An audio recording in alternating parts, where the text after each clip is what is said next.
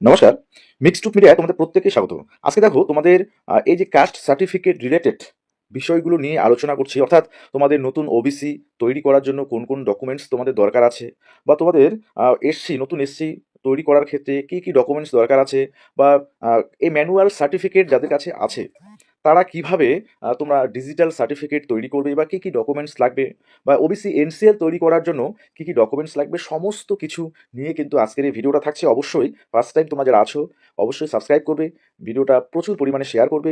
আশা করি এই ভিডিওটা তোমাদের ক্ষেত্রে অনেকটাই হেল্পফুল হবে যে তোমরা যখন কাস্ট সার্টিফিকেট সে রিভ্যালিডেশন থেকে শুরু করে তোমাদের ওবিসি, এনসিএল, এসসি ডিজিটাল করা বা ম্যানুয়াল থেকে ডিজিটাল সমস্ত কিছু তোমরা আজকে এই ভিডিওতেই পেয়ে যাবে। আচ্ছা, দেখো প্রথমেই আমি আসি যে নতুন ওবিসির জন্য প্রয়োজনীয় নথিপত্র। তো প্রথমেই আমাদের অনলাইন অ্যাপ্লিকেশন যেটা করতে হয় সেটা করার পরে দেখো কোন, কোন ডকুমেন্টস নিয়ে তুমি তোমার নিকটবর্তী যে অর্থাৎ ইস্যুইং অথরিটি যেটা এসডিও অর্থাৎ সাব ডিভিশনাল অফিসে তুমি যাবে কি, কি নথিপত্র নিয়ে। প্রথমে অনলাইন ফর্মটা নিয়ে যাবে। অর্থাৎ তুমি অনলাইনে যেটা আবেদন করবে নতুন ওবিসির জন্য, তাহলে অনলাইন ফর্ম সেটা নিয়ে যাবে। বার্থ সার্টিফিকেট নিয়ে যাবে, আধার কার্ড নিয়ে যাবে, ভোটার কার্ড নিয়ে যেতে হবে, ইনকাম সার্টিফিকেট অর্থাৎ তোমাদের এসডিও বা বিডিও স্তরে ইনকাম সার্টিফিকেট বা আয় সার্টিফিকেট সেটা নিয়ে যেতে হবে। আচ্ছা, রেসিডেন্সিয়াল সার্টিফিকেট সেটা বিডিও থেকে পাওয়া রেসিডেন্সিয়াল সার্টিফিকেট সব থেকেই মানে ভালো হয়। তো সেটাই এখানে বলা আছে। এক কপি ফটো নিয়ে যেতে হবে। আচ্ছা, ভোটার অফ ফাদার অর্থাৎ পিতার বা বাবার ভোটার কার্ড, আধার কার্ড, দেখো বাবার আধার কার্ড নিয়ে যাবে। ১০ নম্বরে হচ্ছে ল্যান্ড প্রুফ অথবা এনি গভর্নমেন্ট ডকুমেন্টস বিফোর 1993, তার আগের অর্থাৎ এত সালের আগের জমির প্রমাণ বা অন্যান্য সরকারি কাগজ এটা নিয়ে যেতে হবে। ঠিক আছে? আচ্ছা, এরপরে বলছে সেলফ ডিক্লারেশন বলে একটা ফর্ম থাকবে। সেই সেলফ ডিক্লারেশন অ্যাপ্লিকেন্ট ফাদার বা মাদার অর্থাৎ স্বঘোষণাপত্র আবেদনকারী বা পিতামাতার ক্ষেত্রে। ঠিক আছে? সেকেন্ড জেনারেশন যদি বংশের সার্টিফিকেট থাকে অলরেডি ওবিসির ক্ষেত্রে, তাহলে কি, কি নিয়ে যাবে? তাহলে অনলাইন যে অ্যাপ্লিকেশন তুমি করবে সেটা তো করতেই হবে। আ দেখো প্যারেন্টাল সাইট কাস্ট সার্টিফিকেট অর্থাৎ পিতার পক্ষে জাতি শংসাপত্র। তারপর হচ্ছে দেখো বংশ তালিকা সেটা নিয়ে যেতে হবে। চেয়ারম্যান বা ইও বা প্রধান বা ইয়ে এদের দ্বারাই সেটা কিন্তু মানে সেখানে তাদের সিগনেচার বা সিল লাগবে বংশ তালিকা যেটা তৈরি করতে। আচ্ছা, বংশ স্থাপনের জন্য প্রত্যেককে ভোটার কার্ড বা মৃত্যু সার্টিফিকেট যদি বংশে অর্থাৎ যারা আছে তাদের ক্ষেত্রে ভোটার কার্ড এবং যারা নেই যদি না থাকে, ঠিক আছে, তাহলে অবশ্যই মৃত্যু সার্টিফিকেট সেটা লাগবে। কারণ দেখো এখন সার্টিফিকেট তৈরি করার ক্ষেত্রে কিন্তু অনেক বাধ্যবাধকতা বা অনেক কিছু ডকুমেন্টস এখন চাইছে।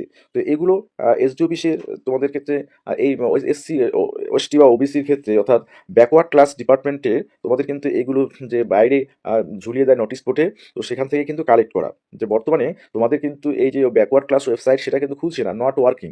কেন নট ওয়ার্কিং? কারণ তোমরা জানো যে এসসি, এসটি, ওবিসি ২০০০ পরবর্তী সালে যারা করেছে সার্টিফিকেট ইস্যু করেছে তাদের ক্ষেত্রে কিন্তু রিভেরিফিকেশন চলছে। সেজন্য বর্তমানে কিন্তু ব্যাকওয়ার্ড ক্লাসের সাইটটা সেটা কিন্তু কাজ করছে না। ঠিক আছে? আচ্ছা, তাহলে সেকেন্ড জেনারেশনে যদি বংশের সার্টিফিকেট থাকে তাহলে এই বিষয়গুলো তোমাদের নিয়ে যেতে হবে। আচ্ছা, ফার্স্ট জেনারেশনে বংশের সার্টিফিকেট যদি না থাকে, ফার্স্ট জেনারেশনে না থাকারই কথা, তাহলে পঞ্চনামা একটা বলে বিষয় থাকে সেটা তোমরা পেয়ে যাবে, সেটা নিয়ে যেতে হবে। আর হচ্ছে caste certificate of 2 people of the same caste in your area and their voter card and Aadhaar card.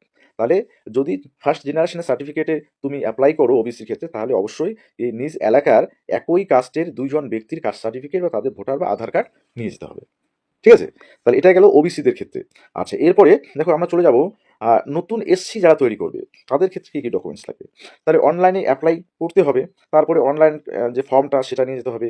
Birth certificate সেটা নিয়ে যেতে হবে। দেখো এখানে স্টার চিহ্ন আছে মানে অবশ্যই বার্থ সার্টিফিকেট এখন খুব জরুরি।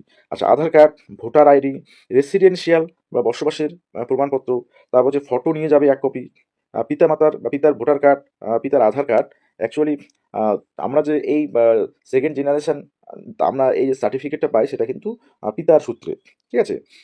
আচ্ছা, কখনো মায়ের কাস্ট দেখে কিন্তু আমরা সেটা কিন্তু এই যে সার্টিফিকেট অর্থাৎ কাস্ট ক্যাটেগরি সার্টিফিকেট আমরা কিন্তু পাই না। আচ্ছা, সেকেন্ড জেনারেশনের ক্ষেত্রে দেখো কোন, কোন এক্সট্রা ডকুমেন্টসগুলো নিয়ে যেতে হবে। প্যারেন্টাল সাইড কাস্ট সার্টিফিকেট অর্থাৎ পিতার পক্ষে জাতি শংসাপত্র, বংশ তালিকা। আচ্ছা, তারপরে হচ্ছে বংশ স্থাপনের জন্য প্রত্যেকের ভোটার কার্ড বা মৃত্যু সার্টিফিকেট। সেম জিনিসটাও এখানে লাগছে যেটা ওবিসির ক্ষেত্রে লাগছিল। আচ্ছা, ফার্স্ট জেনারেশনের ক্ষেত্রে দেখো ল্যান্ড প্রুফ বা এনি গভর্নমেন্ট ডকুমেন্টস অর্থাৎ ১৯৫০ সালের আগের জমির প্রমাণ বা অন্যান্য সরকারি কাগজ যদি থাকে তাহলে অবশ্যই নিয়ে যেতে হবে।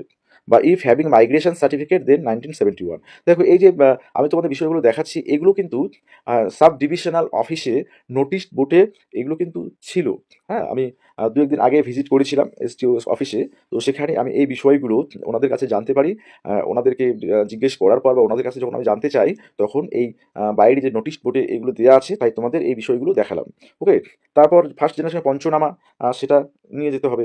তারপর বলছে নিজ এলাকার একই রকম একই কাস্টে দুজন ব্যক্তির কাস্ট সার্টিফিকেট বা ভোটার বা আধার কার্ড নিয়ে যেতে হবে। আচ্ছা, এটা গেল। তাহলে নতুন ওবিসি, এসসি এরা নতুনভাবে যখন তৈরি করবে, তখন এই ডকুমেন্টসগুলো তোমাদের দরকার আছে। আচ্ছা, এবারে চলে যাচ্ছি তোমাদের ওবিসির ক্ষেত্রে রিভ্যালিডেশন করার যে বিষয়টা। তো যারা রিভ্যালিডেশন এখনো করোনি, তোমরা নার্সিং স্টাফ বা নার্সিং এন্ট্রান্স তোমরা যারা দেবে বা অন্যান্য এক্সাম দেবে, তোমাদের কিন্তু রিভ্যালিডেশন অত্যন্ত গুরুত্বপূর্ণ। তাহলে দেখো রিভ্যালিডেশনে কোন কোন বিষয়গুলো এখানে লাগছে।